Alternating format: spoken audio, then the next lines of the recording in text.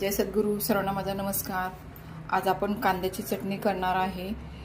तुमच्या घरात जर भाजीला काही नसेल आणि तुमच्या जर तोंडाला चव नसेल किंवा भाजी करायचा जर कंटाळा आला असेल तर तुम्ही ही कांद्याची चटणी गॅसचा वापर न करता तुम्ही 2 मिनिटात करू शकता. कशी करायची ते आपण बघूया. इथे मी थोडीशी कोथिंबीर घेतलेली आहे आणि इथे मी 2 मध्यम आकाराचे 2 कांदे घेतलेले आहेत. हे आता मी चिरून घेणार आहे. आपले इथे 2 कांदे चिरून झालेले आहेत, कोथिंबीर पण चिरून झालेली आहे. आपण या मोठ्या वाटीमध्ये हे काढून घेऊया.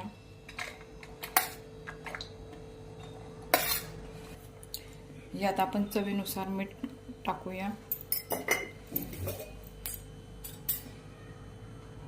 1 चमचा लाल तिखट टाकूया आणि हे सगळं मिक्स करून घेऊया.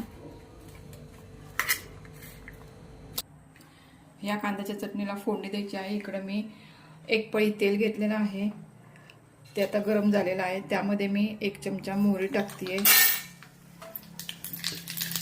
थोडं लसूण बाटा मी काप करून घेतलेले आहेत, मिरच्या घेतलेल्या आहेत आणि थोडा हा कढीपत्ता आहे तो पण टाकते.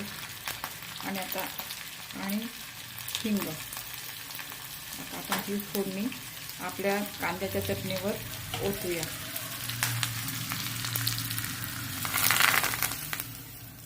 आणि ती मिक्स करूया.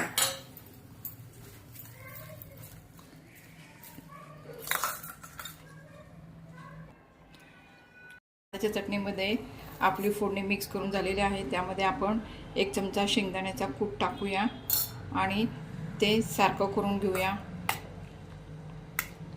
आणि यामध्ये आपल्या चटणीला अजून छान चव येण्यासाठी आपण त्यावर लिंबू पिळूया.